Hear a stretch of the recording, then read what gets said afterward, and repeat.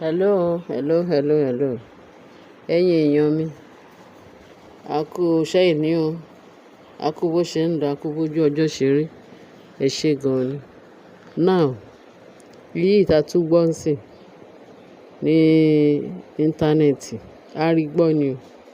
Wọ́n ní ọmọ Ashley tóbìnrin yẹn tó bí fọ́kùnrin mi, wọ́n níṣe ni ó lọ sọ fún kábíyèsí pé kábíyèsí ẹ̀gbọ́n nǹkan tó ń gbọ́ o. Wọ́n ní ẹlẹ́ẹ̀kejì, wọ́n ní àìmọye ìgbà ló tiẹ̀ máa ń sọ̀rọ̀ fún kábíyèsí. Wọ́n ní tó tún ṣe yìí wọ́n tún pa bàbá rẹ̀. Ó ní ìyá òun àti àwọn kan pé òun gbọ́ tó ń sọ pé òun wà nínú yàrá. Ìyá yẹn àtàwọn kan wà ní pálọ̀ pé wọ́n wá ń ṣe arrangement wọ́n ṣe fẹ́ wọ́n náà fẹ́ pa ọ̀tá Tádéníkáwò àti ọ̀tá Naomi pé wọ́n ti plan ẹ̀ pé ọmọ òun Adémákinwá pé òun ló máa di òun máa jẹ́ crown prince.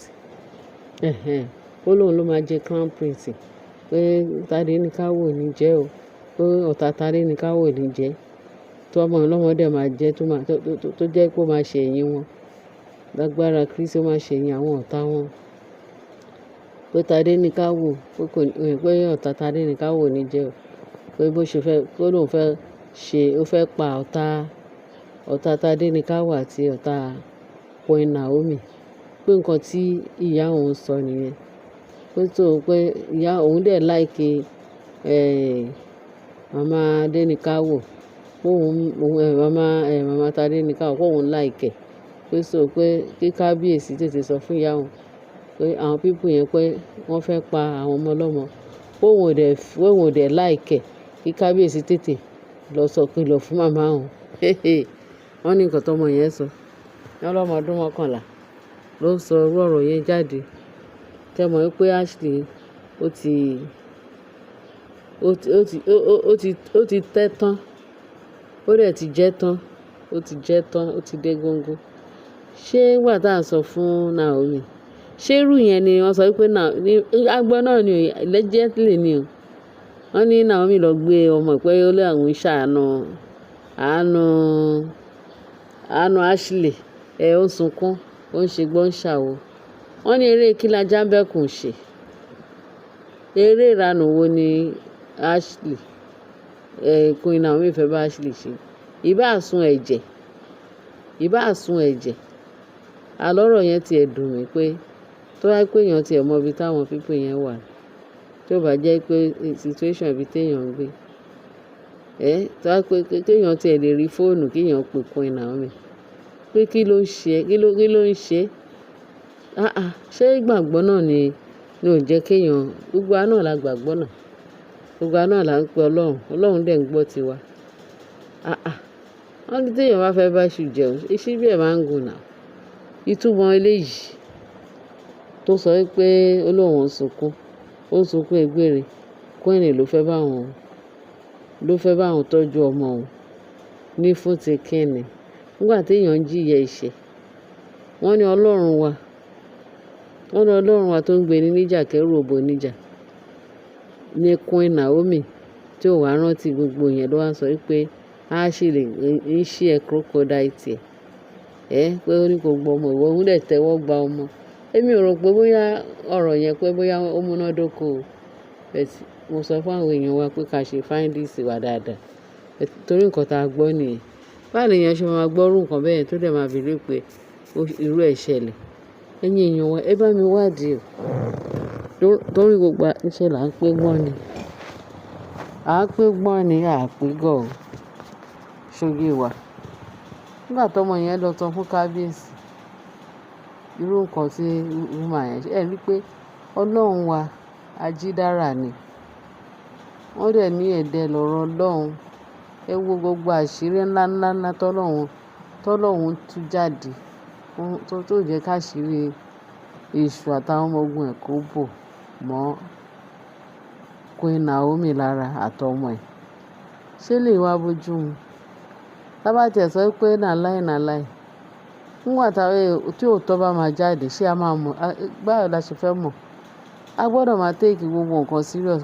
Bíbélì ní ká wádìí ohun gbogbo dájú, ká wádìí èyí tó jẹ́ òtítọ́ mú. Èwo ni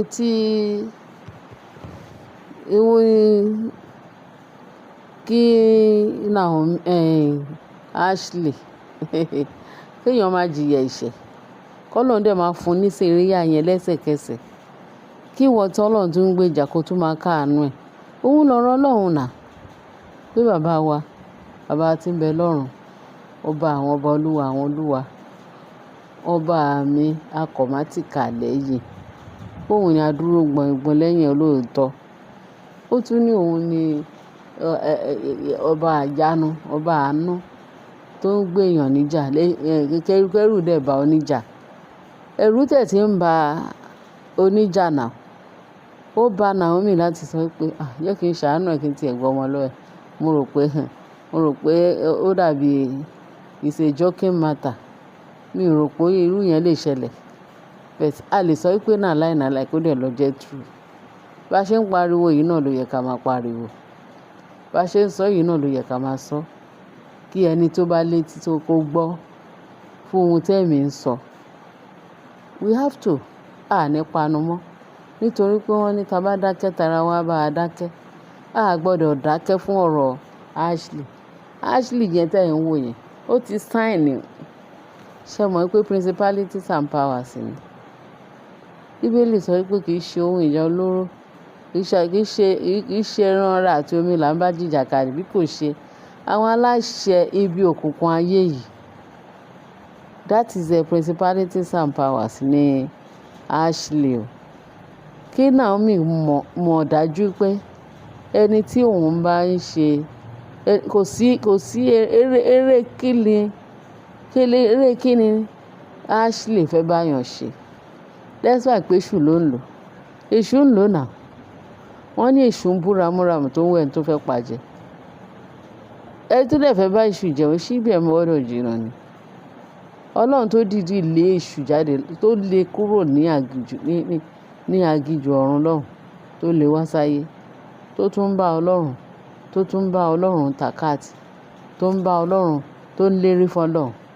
Ṣé ìyẹn lọ́lọ́run máa sọ pé Sátánì ọ̀rẹ́ mi ni ò jẹ́ kí n fọwọ́ pa lójú? Níbo? Bible say resist the devil, he will flee away from you.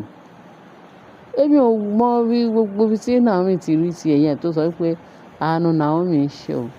Ẹni tọ́lọ́run dá lóró lọ́wọ́lọ́wọ́ lẹ́sẹ̀kẹsẹ̀ tó wá sọ pé àánú ẹ̀ ṣe ẹ́.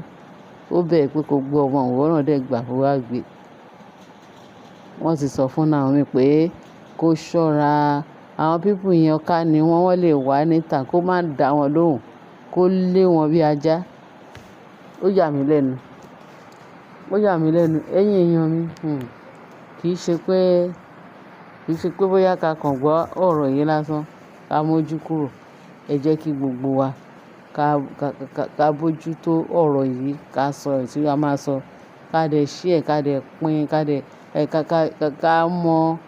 ká mọ bá ṣe máa subscribe, ká dẹ̀ mọ bá ṣe máa love, ká mọ bó ṣe máa pín dé ọ̀dọ̀ kí Naomi máa gbọ́. Because irú eléyìí ó jọ wá lójú. Ó dẹ̀ jẹ́ nǹkan tó dẹ̀ ń dẹ́rù bàyàn. Jésù Olúwa, ẹ ṣàánú fún wa. Ẹ bá wa share, ẹ bá wa share, ẹ bá wa like ẹ̀yin èèyàn mi. Ààbò Ọlọ́run á dájú lórí wa. Ṣiṣẹ́ ò ní bá wa o. Kò dẹ̀ ní bá Naomi, kò ní bá kábíyèsí, kò ní bá ọmọ wa Tádé ní ká wò. Ẹ ṣé bẹ́ẹ̀ ṣe ń tẹ́tí sí wa. Bye.